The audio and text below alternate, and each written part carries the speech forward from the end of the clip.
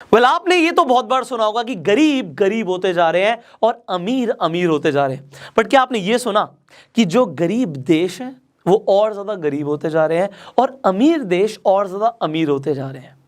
And आज इस information को जो आज मैं आपको देने वाला हूं, इस इंफॉर्मेशन को लेने के बाद आप हमारे इंडिया के लिए क्या कर सकते हो, इंडिया को अमीर कैसे बना सकते हो, ये आपको पता लगने वाला है। तो इन्फॉर्मेशन आपके बहुत ज़्यादा काम की, क्योंकि आप पहले अमीर बनेंगे फिर इंडिया अमीर बनेगा। तो देश गरीब क्यों होते जा रहे हैं और हमारा देश कैसे अमीर बन सकता है, इसके ऊपर हम बात करने वाले हैं। बट उससे पहले आप इस पिक्चर को देखिए।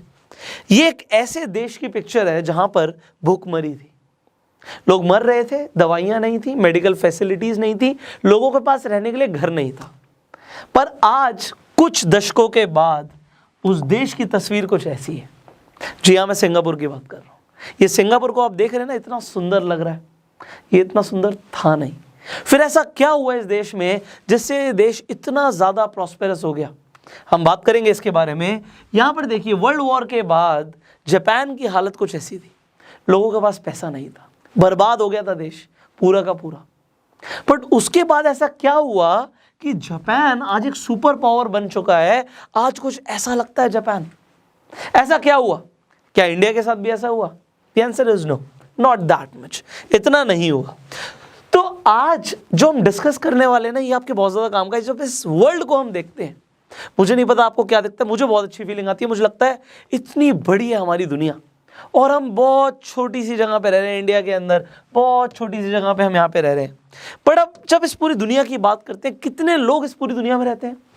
790 करोड़ लोग तकरीबन।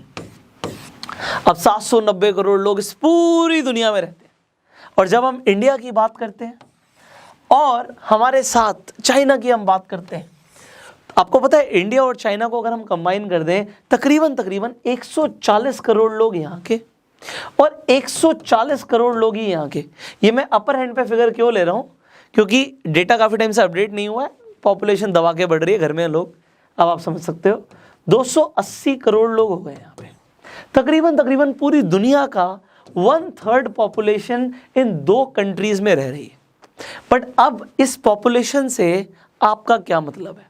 देखो, जिस देश में जितनी ज़्यादा आबादी होगी, उन देश के लोगों को उतनी ज़्यादा चीज़ों की ज़रूरत होगी।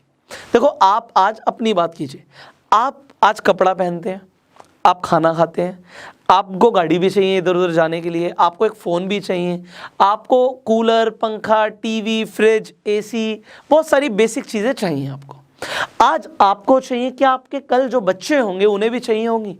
द आंसर इज यस, उन्हें भी चाहिए होंगी।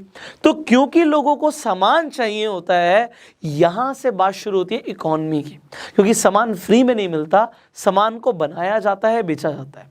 तो अब 790 करोड़ लोगों को सामान चाहिए। यहाँ पे इंडिया के और चाइना के 280 करोड़ लोगों को भी सामान चाहिए।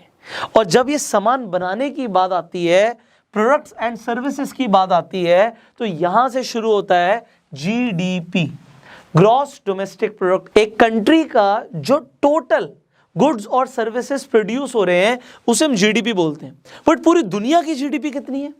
80 trillion dollars, 80 trillion. But India का क्या उसमें कंट्रीब्यूशन है, इसे भी हम समझेंगे। बट उससे पहले देख लेते हैं इस जीडीपी में सबसे ज्यादा कंट्रीब्यूट कौन कर रहा है। Number 1 you see USA, United States of America. America का जो जीडीपी है 21.43 ट्रिलियन है, जो कि पूरे वर्ल्ड की जीडीपी का हो गया 27%। मतलब पूरे वर्ल्ड में जितने भी गुड्स और सर्विसेज बन रहे हैं उसमें से 27% कंट्रीब्यूट कर रहा है यूएस। अब दूसरे नंबर पे चाइना नहीं है, दूसरे नंबर पे यूरोप है, बट मैंने फिर भी लिखा हुआ है चाइना, क्योंकि यूरोप में बहुत सारी कंट्रीज आ जाती हैं। तो चाइना की जब हम बात करते हैं, it is on second number, 14.34 trillion dollars.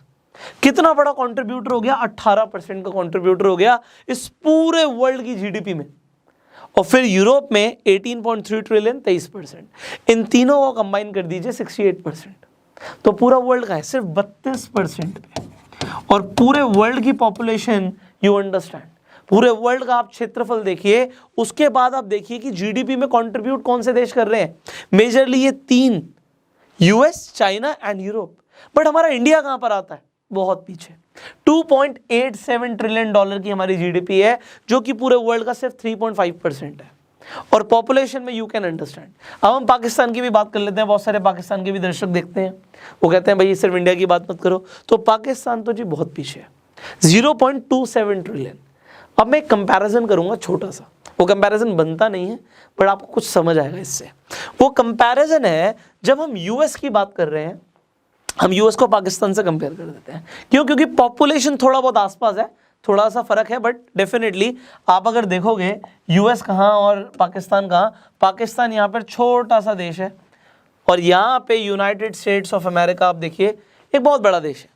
अब जब हम यूएस और पाकिस्तान की बात कर रहे हैं, हम एक कंपैरिजन कर रहे हैं, तो कंपैरिजन वैसे बनता नहीं है बट फिर भी हम कर लेते हैं पॉपुलेशन को देखते हुए। यूएस की इकॉनमी है $21.43 ट्रिलियन और हमारे पाकिस्तान की इकॉनमी है 0.27 ट्रिलियन। कहीं से कहीं तक स्टैंड नहीं करती। क्यों नहीं करती? क्योंकि यूएस जो है, यूएस इतना बड़ा क्यों है, इतना अमीर क्यों है, इतनी बड़ी उसकी जीडीपी क्यों है? ये सवाल आपके मन में आने चाहिए, क्योंकि अगर नहीं आएंगे तो आप इंडिया को ऊपर नहीं लेके जा पाओगे। अगर आप पाकिस्तान से हो तो पाकिस्तान को ऊपर नहीं लेके जा पाओगे, आप बांग्लादेश से हो तो बांग्लादेश को कभी ऊपर नहीं लेके जा पाओगे, आप नेपाल से हो तो नेपाल को कभी ऊपर लेके जा नहीं पाओगे। ये मैं क्यों बोल रहा हूं, इसे समझिए। यूएस के पास ऐसा क्या है, वो इतना अमीर क्यों है, ये बहुत बड़ा सवाल है। सबसे पहले आप ये देखिए, जो आज आप मोबाइल फोन यूज कर रहे हो, क्या वो इंडिया का है, क्या वो पाकिस्तान का है, क्या वो बांग्लादेश का है, क्या वो नेपाल का है? The answer is no. अगर आप एप्पल का फोन यूज कर रहे हो तो एप्पल यूएस का है और बाकी सारे जो आप और ब्रांड्स देखते हो वो चाइना के। अब यूएस के पास एप्पल है, यूएस के पास गूगल है, यूएस के पास माइक्रोसॉफ्ट है, यूएस के पास टेस्ला है, यूएस के पास जनरल मोटर्स है, यूएस के पास फोर्ड है, और मेरे पास जगह नहीं है लिखने की वरना मैं लिखते ही चला जाऊंगा। तो यूएस के पास वो कंपनीज हैं जो वर्ल्ड पावर है, उनके प्रोडक्ट्स हर देश में बिक रहे हैं, हर कोई उनका प्रोडक्ट खरीदना चाहता है और पैसे दे रहा है मनचाहे। और ये जब पैसा कंपनीज के पास आता है तो कंपनियां टैक्स देती हैं, और जब कंपनियां टैक्स देती हैं तो वो कंट्री बहुत पावरफुल बनती है। और दूसरी चीज, जो भी वो प्रोड्यूस कर रही है वो उस कंट्री की जीडीपी में काउंट करता है। तो ये सारी कंपनीज कंट्रीब्यूट कर रही है जीडीपी में। बट पाकिस्तान की आप पॉपुलर 5 कंपनियों का नाम बताइए मुझे। आप पाकिस्तान के अंदर होंगे तो आप बता पाएंगे, इंडिया वाले तो जानते ही नहीं है। वी डू नॉट नो, क्योंकि हम जानते ही नहीं है तो ये कंट्रियां कभी आगे बढ़ेंगी भी नहीं। अब मुझे नेपाल की 5 पॉपुलर कंपनीज का नाम बताइए, बड़ी कंपनियों का नाम। You do not no. India के आप जानते हैं, रिलायंस है, टाटा है, आप जानते होंगे। तो इसीलिए इंडिया थोड़ा बहुत जीडीपी में कंट्रीब्यूट कर भी रहा है। बट हम जब छोटी कंट्रीज की बात करते हैं, दे आर नोवेयर। बांग्लादेश की बताइए, we do not know. Bangladesh के लोग ही जानते हैं, बाहर के लोग नहीं जानते। क्यों नहीं जानते? क्योंकि वो कंपनीज बढ़िया नहीं कर रही। हम गवर्नमेंट को बहुत तेजी से ब्लेम कर देते हैं, सब गवर्नमेंट की वजह से, सब गवर्नमेंट की वजह से। आपको पता है इंडिया के अंदर जब से लॉकडाउन हुआ, चाइना से लोगों का भरोसा उठ गया, भाई कोरोना वायरस तुमने फैलाया है, गंदे लोग हो तुम। इंडियन गवर्नमेंट ने बाजी मारने के लिए इनकम टैक्स स्लैब्स को कम कर दिया। अगर आप मैन्युफैक्चरिंग के अंदर हैं तो 16% का टैक्स स्लैब कर दिया कि बाहर की कंट्रीज इंडिया में आए। ओवरऑल प्राइवेट लिमिटेड कंपनीज के लिए 25% का टैक्स स्लैब कर दिया, जो कि पहले 30% था। ये टैक्स क्यों कम किया गया? क्योंकि इंडिया वेलकम करना चाहता है बाहर की कंपनीज को। बट जब बाहर की कंपनीज इंडिया में आएंगी, चलो रोजगार देंगी, सेटअप करेंगी, थोड़ा बहुत टाइम के लिए वो बढ़िया है, बट वो कंपनी जो है वो बाहर की है, वो बाहर की कंपनी है। अगर आप एप्पल को बुला रहे हो, आप गूगल को बुला रहे हो, ठीक है, आपके पास फॉरेन डायरेक्ट इन्वेस्टमेंट एफडीआई आएगा, बट ये थोड़े टाइम के लिए ही है। ये जो कंपनीज आ रही हैं ये अपना मुनाफा चाहती हैं, आपको रोजगार देंगे, आपकी इकॉनमी बाकी देशों से अच्छी हो जाएगी, बट आप कभी भी इन्हें बीट नहीं कर पाओगे। आप कभी यूएस से आगे निकल ही नहीं सकते, कोई कंपैरिजन ही नहीं है, कोई कंपैरिजन ही नहीं है चाइना और इंडिया का। पॉपुलेशन बराबर है बट फिर भी कंपैरिजन नहीं है। क्यों नहीं हो रहा? क्योंकि ये कंपनीज क्या कर रही हैं। ऐसा नहीं है कि इंडिया कुछ कर नहीं रही, टाटा बहुत बढ़िया कर रही है, रिलायंस बहुत बढ़िया कर रही है, बट अभी हमें बहुत सारी और कंपनीज चाहिए। और जब तक हम ये माइंडसेट और ट्रेंड को बदलेंगे नहीं, ऐसा होगा ही नहीं। अब मैं यूएस के साथ कंपैरिजन कर रहा था, मैंने बोला कंपैरिजन ही गलत है। आप पाकिस्तान का कंपैरिजन एप्पल से कर सकते हो। एप्पल का ईयरली टर्नओवर $230 बिलियन का है, $230 बिलियन, जो कि पाकिस्तान की जीडीपी के ऑलमोस्ट बराबर है। यहाँ पे 270 बिलियन डॉलर है, वो 230 बिलियन डॉलर है। अकेला एप्पल पाकिस्तान के बराबर हो गया। तो सोचो यूएस क्या कर रहा है। और ये कंपनीज अपने आप को आगे बढ़ाना चाहती हैं, पीछे लेकर जाना चाहती हैं, टर्नओवर बढ़ाना चाहती हैं या कम करना चाहती हैं, अपनी वैल्यूएशन बढ़ाना चाहती है, कम करना चाहती है। ये तो मैं एप्पल की बात कर रहा हूँ। गूगल को खड़ा कर दिया तो भाई ये पूरी की पूरी कंट्रीज बिक जाएंगी। यहाँ पे आप देखो, यहाँ पे 1% का कंट्रीब्यूशन है एप्पल का यूएस की पूरी जीडीपी में तकरीबन। बट जब हम बात करते हैं जर्मनी के अंदर, वोक्सवैगन ग्रुप इतना बड़ा ग्रुप है कि वोक्सवैगन का जो ईयरली टर्नओवर है 0.25 ट्रिलियन डॉलर का है, और जो पूरी जर्मनी की इकॉनमी है 3.3 ट्रिलियन है। अब मैं आपको ये बता रहा हूं कि 8% का कंट्रीब्यूशन सिर्फ एक कंपनी का आ रहा है। इतना बड़ा कंट्रीब्यूशन रिलायंस या टाटा का भी इंडिया के अंदर नहीं है। मतलब इतनी बड़ी अभी इंडिया के अंदर भी कोई कंपनी नहीं कि इंडिया की पूरी जीडीपी के इतने % वो कंट्रीब्यूट कर रही हो। तो वी नीड मोर एंटरप्रेन्योर्स, हमें और ऐसे एंटरप्रेन्योर्स चाहिए। मैं आपको एग्जांपल देता हूं। आपने साउथ कोरिया का नाम सुना होगा, आप सर्च करके देखना कि ये बहुत ज्यादा गरीब देश था, अब नहीं है। बहुत गरीब देश था जब तक यहां पे सैमसंग, एलजी, ह्यूंडई ऐसी कंपनियों ने अपना बिजनेस स्टैब्लिश नहीं किया। और ये जो कंपनीज हैं सिर्फ उस देश से नहीं कमा रही, ये कंपनीज पूरे वर्ल्ड से कमा रही है।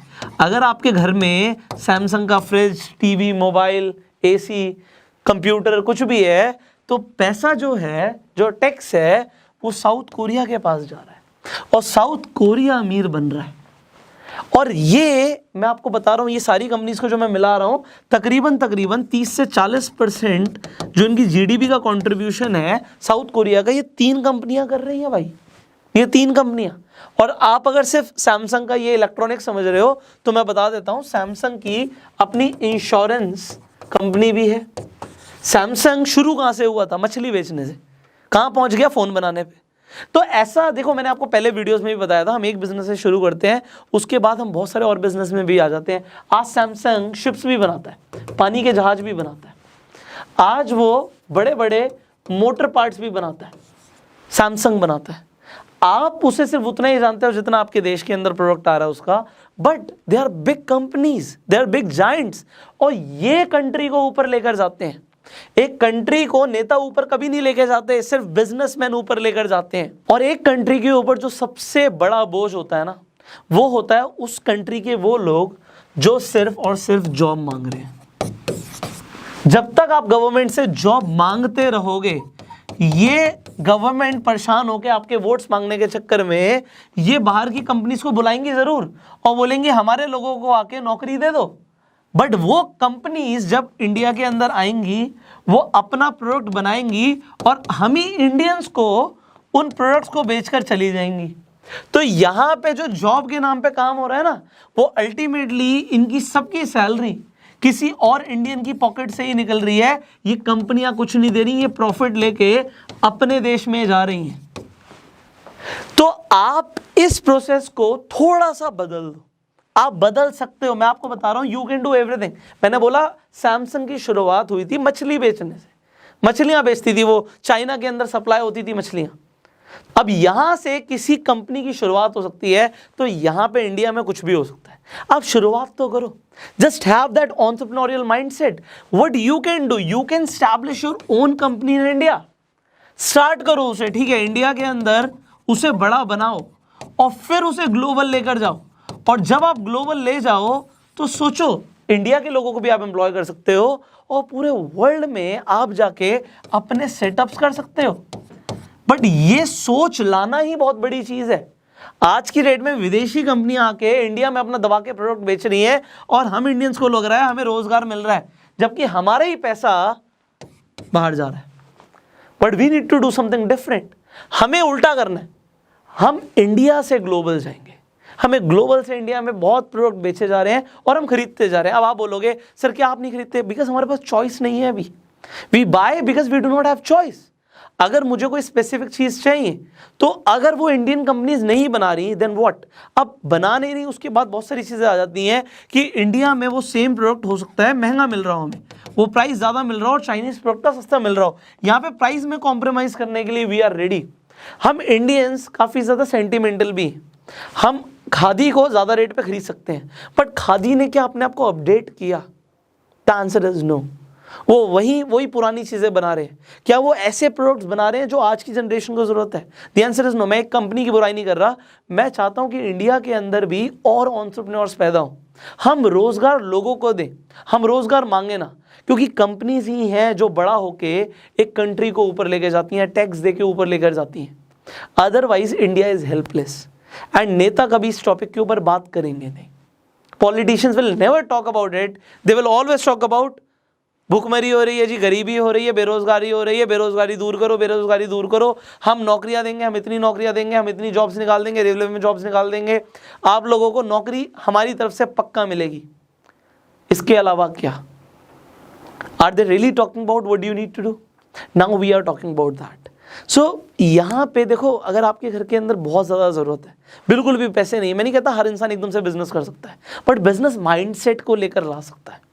अगर आज आपको जॉब करनी भी पड़ जाती है, ठीक है, आप 2 साल 5 साल 10 साल जॉब करते भी हो, कोई दिक्कत नहीं है, बट उसके बाद एक बार दिमाग में ज़रूर रखो that you need to do your own business and opportunities को हमेशा लाइफ में वेलकम करो, that you get a good opportunity and उसे आप ग्रैब करो।